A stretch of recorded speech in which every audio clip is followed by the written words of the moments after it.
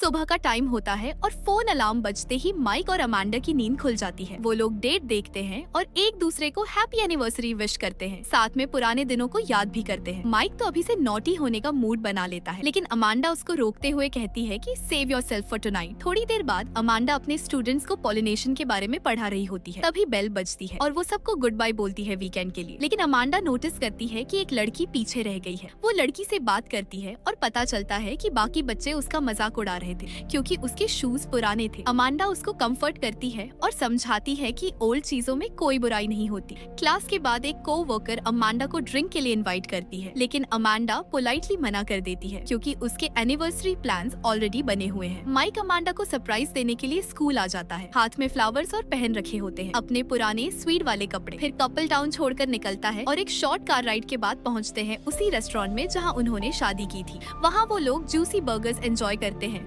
और साथ में एक प्यारी सी सिंगर की सिंगिंग भी सुनते हैं। इसके बाद वो लोग एक रूम रेंट करते हैं और थोड़े नॉटी हो जाते हैं। काम पूरा होने के बाद अमांडा कुछ लेग मूवमेंट्स करती है ताकि माइक के स्विमर्स अच्छे से काम करें और वो प्रेग्नेंट हो जाए। माइक को फिर से एक और राउंड करने का मन होता है, लेकिन अचानक अमांडा को बहुत जोर का माइग्रेन हो जाता है। थोड़ी देर बाद अमांडा माइक को बताती है कि शायद उन्होंने क्रिब जल्दी खरीद लिया क्योंकि उसको पीरियड्स आ गए हैं। अमांडा क्रिब बेचने का सोचती है क्योंकि उसे लगता है कि वो कभी प्रेग्नेंट नहीं हो पाएगी क्योंकि उसके पहले भी कई मिसकैरेजेस हो चुके हैं। लेकिन माइक उसको समझाता है कि क्रिब को रखना चाहिए क्योंकि जल्द ही इसकी जरूरत पड़ेगी। वर्क में फोरमैन माइक को कहता है कि एक सर्टेन कोवर्कर को ढूंढो। माइक ऑफिस में शेन को ढूंढ लेता है जो वहाँ डम डमीज नाम का शो देख रहा होता है। ये एक रियलिटी शो होता है जिसमें डेस्परेट लोग कुछ भी करते हैं बस ऑडियंस से पैसे लेने के लिए, और कभी कभी तो बहुत डार्क भी हो जाता है। स्क्रीन पर एक आदमी अपना खुद का पी रहा होता है। माइक को ये सब इंसेन लगता है और वो शेन को कहता है कि वर्क कंप्यूटर पर ये सब मत देखो। स्कूल में अमांडा बच्चों को सोलर पैनल्स के बारे में पढ़ा रही होती है, तभी उसे चक्कर आने लगते हैं और वो पास आउट हो जाती है। माइक को काम पर कॉल आता है और वो तुरंत हॉस्पिटल भागता है जहाँ उसे पता चलता है कि अमांडा को ब्रेन ट्यूमर है और शायद वो कभी ना जागे। ट्यूमर इतना बड़ा और ऐसी जगह पर होता है कि डॉक्टर्स उसे कट करके नहीं निकाल सकते। माइक ये सब मानने से मना कर देता है तो डॉक्टर उसे एक एक्सपेरिमेंटल प्रोसीजर के बारे में बताता है जो अमांडा की मदद कर सकता है, लेकिन उसमें रिस्क भी है। बाद में जब माइक अनकॉन्शियस अमांडा के पास बैठा होता है, उसे गेनर नाम की औरत मिलने आती है जो रिवर माइंड कंपनी से होती है। ये लोग एडवांस न्यूरोलॉजिकल टेक्नोलॉजी से लोगों के दिमाग की बैकअप कॉपी बनाते हैं और उसे अपने मेन फ्रेम कंप्यूटर में अपलोड कर देते हैं। फिर वो लोग ट्यूमर जैसी चीजें हटाकर कटे हुए हिस्से को सिंथेटिक रिसीवर टिश्यू से रिप्लेस कर सकते हैं। ये नया फाइबर बैकअप कॉपी से कमांड्स लेता है ताकि ब्रेन नॉर्मल की तरह काम करता रहे। माइक थोड़ा स्केप्टिकल होता है तो गेनर उसे रिवील करती है कि उसने खुद ये प्रोसीजर करवाया है। वो अपने एक्सीडेंट के बाद के कुछ बहुत खराब हालत वाले फोटो भी माइक को दिखाती है। अमांडा बोलती है कि उसे सब कुछ नॉर्मल फील हो रहा है, बॉडी और माइंड दोनों सही तरीके से काम कर रहे हैं। ये सुनकर माइक भी मान जाता है कि सर्विस हायर कर लेते हैं और गेनर थोड़ा और डिटेल्स एक्सप्लेन करता है। ऑपरेशन के बाद अमांडा को हर रात 1 से 2 घंटे एक्स्ट्रा सोना पड़ेगा ताकि सर्वर्स का लोड बैलेंस हो सके। साथ ही अमांडा को फिजिकल रेंज में ही रहना पड़ेगा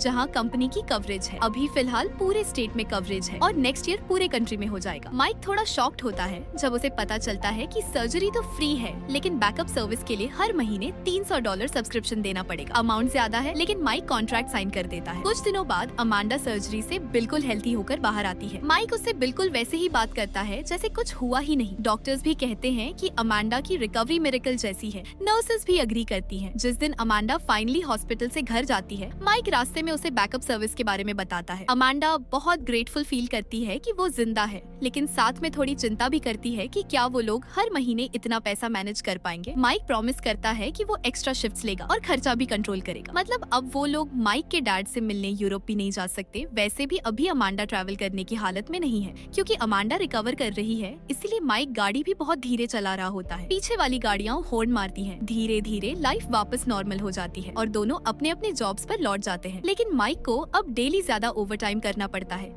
ताकि बिल्स भर सके और वो अमांडा से बहुत कम मिलने लगा है। वो अमांडा से पहले उठता है और जब वापस आता है तब अमांडा ऑलरेडी सो चुकी होती है। जब माइक घर आता है तो स्नैक या बियर भी नहीं ले सकता क्योंकि उन्हें हर एक्स्ट्रा खर्च बचाना है। जब माइक हार्डवर्क कर रहा होता है, शेन बस अपना फोन पर वो रियलिटी शो देखता रहता है। आज शो में एक आदमी ने अपना दांत निकलवाया और फिर उसे निगल भी गया। टाइम चलता रहता है और फिर उनका एनिवर्सरी फिर से आने वाला होता है। माइक को डेट अच्छे से याद है, लेकिन अमांडा कोई भी प्लान करना भूल जाती है। माइक चाहता है कि वो लोग फिर से उसी रेस्टोरेंट में जाएं। अमांडा अग्री कर लेती है, लेकिन उसकी आवाज से लग रहा था कि वो ज्यादा एक्साइटेड नहीं है। रास्ते में अमांडा नोटिस करती है कि माइक बार बार सूंघ रहा है और बोलती है कि उसे रेस्ट करना चाहिए, लेकिन माइक बोलता है कि बस काम के थकान की वजह से ऐसा हो रहा है। इस बात से दोनों में पैसों को लेकर आर्ग्यूमेंट चालू हो जाता है और अमांडा कहती है कि हमें रेस्तरां में पैसे वेस्ट नहीं करना चाहिए, घर पर ही सेलिब्रेट कर सकते हैं। माइक गुस्सा हो जाता है क्योंकि उन्होंने प्रॉमिस किया था कि हमेशा एनिवर्सरी सेलिब्रेट करेंगे और उसे भी थोड़ा ब्रेक चाहिए। आर्ग्यूमेंट और भी बिगड़ता है जब माइक इनडायरेक्टली बोल देता है कि अमांडा हार्ड वर्क नहीं करती क्योंकि उसका काम मैनुअल लेबर वाला नहीं है। इस चक्कर में माइक हाईवे का एग्जिट मिस कर देता है और तभी अमांडा को सांस लेने में दिक्कत होने लगती है जब तक कि वो बेहोश नहीं हो जाती। माइक पैनिक कर जाता है, अमांडा को चेक करता है और फटाफट गाड़ी हॉस्पिटल की तरफ मोड़ता है। जैसे ही वो लोग एक कंट्री बॉर्डर क्रॉस करते हैं, अमांडा अचानक ठीक हो जाती है जैसे कुछ हुआ ही ना हो। नेक्स्ट डे दोनों गेनर के पास जाते हैं इस सब बात को डिस्कस करने के लिए। गेनर एक्सप्लेन करती है कि अमांडा बिल्कुल फाइन है, बस माइक कवरेज एरिया से बाहर चला गया था इसीलिए ऐसा हुआ। माइक आर्ग्यू करता है कि उसने तो मैप फॉलो किया था, लेकिन गेनर बताती है कि वो लोग टावर्स अपग्रेड कर रहे हैं ताकि नया सब्सक्रिप्शन वाला एक्सटेंडेड कवरेज भी दे सके। ये नए टावर्स अब ऑलमोस्ट पूरे कंट्री में लग चुके हैं, तो अगर ये कपल अपना छोटा सा टाउन छोड़कर कहीं और जाना चाहता है तो उन्हें अपग्रेडेड सब्सक्रिप्शन लेना पड़ेगा जो $800 का है। अमांडा डर जाती है और बोलती है कि हम अफोर्ड नहीं कर सकते,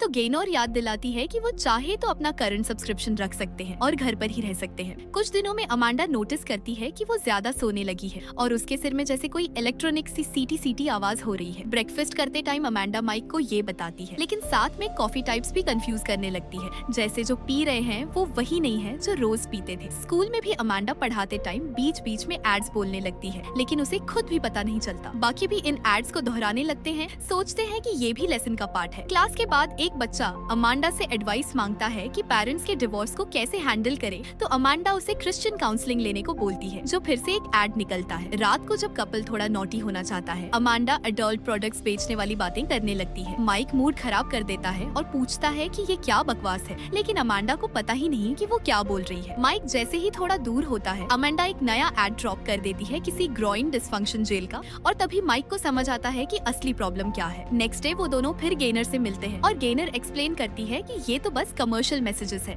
जैसे कि ये बहुत नॉर्मल बात हो। कंपनी अब अलग अलग सब्सक्रिप्शन पैकेजेस में एड्स डाल रही है और ये सब एक एवोल्यूशन का पार्ट है। अमांडा गुस्सा हो जाती है और कहती है इन्हें मैसेजेस मत कहो, ये एड्स है। लेकिन गेनर कूली बोलती है कि अगर एड्स नहीं चाहिए तो रिवर माइंड प्लस ले लो। अनफॉर्चुनेटली वो लोग अफोर्ड नहीं कर सकते और अमांडा उस कंपनी को सिक बोलती है। लेटर स्कूल में अमांडा उस गरीब लड़की को भी बेटर शूज लेने को कह देती है क्योंकि फिर से एड चल पड़ा। फिर अमांडा को प्रिंसिपल बुलाता है क्योंकि कुछ माता पिता ने शिकायत की थी कि अमांडा ने उनके बेटे को क्रिश्चियन काउंसलिंग लेने को बोला था। अमांडा फ्रस्ट्रेटेड हो जाती है जब उसे समझ आता है कि एड स्कूल में भी आ रहे हैं, लेकिन इससे पहले कि वो कुछ एक्सप्लेन करे, एक नया एड सीधे प्रिंसिपल के लिए चल पड़ता है। घर आकर अमांडा माइक को बताती है कि अगर एड्स नहीं रुके तो उसे नौकरी से निकाल दिया जाएगा और फिर बेसिक पैकेज भी अफोर्ड नहीं कर पाएंगे। अमांडा के सोने के बाद माइक गेस्ट रूम में जाकर दरवाजा कुर्सी से लॉक कर लेता है। फिर वो मास्क पहनकर डम डमीज पर अकाउंट बनाता है ताकि कुछ एक्स्ट्रा पैसे कमा सके। नेक्स्ट मॉर्निंग अमांडा ब्रेकफास्ट पर फिर एड्स बोल रही होती है, तो माइक रात को कमाए हुए पैसे से पैकेज अपडेट कर देता है, जिससे एड बीच में ही कट जाता है। लेकिन वो अमांडा को बोलता है कि उसने एक्स्ट्रा शिफ्ट से पैसे कमाए हैं और वादा करता है कि अगले एनिवर्सरी पर उसे रेस्टोरेंट ले जाएगा। जब अमांडा स्कूल जाती है तो वह लड़का जिसे उसने एडवाइस दी थी अब उससे बात नहीं करता। हर रात माइक रियलिटी शो पर परफॉर्म करता रहता है और व्यूअर्स उसे और भी क्रेजी चीजें करवाने को कहते हैं। पहले तो माइक मना करता है, लेकिन फिर एक रिमाइंडर आता है कि उसे प्रीमियम पैकेज के लिए पेमेंट करनी है, तो मजबूरी में वो चैट वालों को एंटरटेन करने लगता है। यहीं से उसकी जबान माउस ट्रैप में फंस जाती है। दिन बीतते हैं और अमांडा अब 12 घंटे सोने लगती है। वो दोनों फिर गेनर के पास जाते हैं, जो एडमिट करती है कि लेटेस्ट सिस्टम अपडेट से अमांडा का स्लीप टाइम और बढ़ गया है। अमांडा बोलती है कि उसे ये नींद जैसी नहीं लगती, ना कोई सपना आता है, ना फ्रेशनेस महसूस होती है।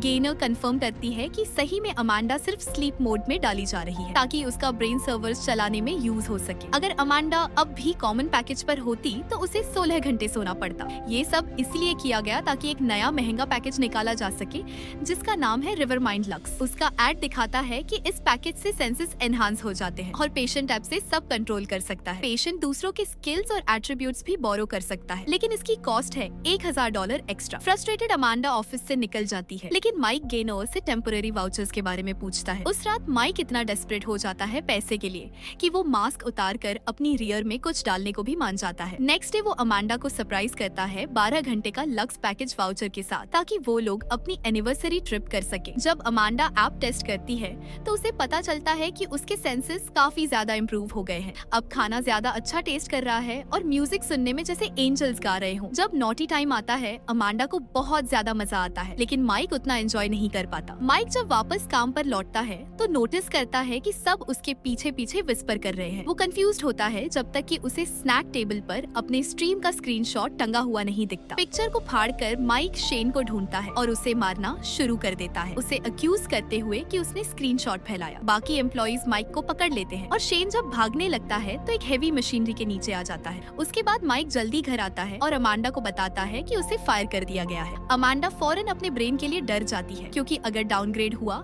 तो वो भी फायर हो जाएगी। माइक कहता है कि वो अपनी लॉयल्टी दिखाकर प्लीड कर सकते हैं, लेकिन जब वो गेनोर के पास जाते हैं तो वो कहती है कि अब कुछ नहीं किया जा सकता। माइक मजबूरी में मानता है कि उसने बेबी के लिए कुछ पैसे बचाए थे। जब गेनोर सुनती है कि कपल बच्चा चाह रहा है तो वो बताती है कि प्रेगनेंसी का $90 का अतिरिक्त शुल्क है क्योंकि वो ब्रेन को ऑल्टर करता है। माइक गुस्से में स्नैप करता है और गेनोर को इंसल्ट करता है, फिर दोनों वहाँ से निकल जाते हैं। एक साल बाद उनके एनिवर्सरी पर 2 लोग क्रिब खरीदने आते हैं। माइक को पता चलता है कि वो लोग क्रिब को जलाने वाले हैं अपने म्यूजिक वीडियो के लिए। इस पैसे से माइक अमांडा के लिए 30 minute river mind lux session खरीदता है। अमांडा इसे यूज करती है और अपना सेरेनिटी लेवल मैक्सिमम कर लेती है। अमांडा कहती है कि अब टाइम आ गया है, लेकिन माइक को इंश्योर करना होगा कि जब सब हो तो वो वहाँ ना हो। लक्स सेशन खत्म होते ही अमांडा फिर से एड्स रिपीट करने लगती है तो माइक उसके फेस पर पिलो रखकर उसे मार देता है जैसा उन्होंने प्लान किया था। उसके बाद माइक का ब्रेक डाउन हो जाता है और वो एक ब्लेड पकड़कर खुद को लॉक कर लेता है। एंड में मेक श्योर टू सब्सक्राइब और नोटिफिकेशन ऑन करो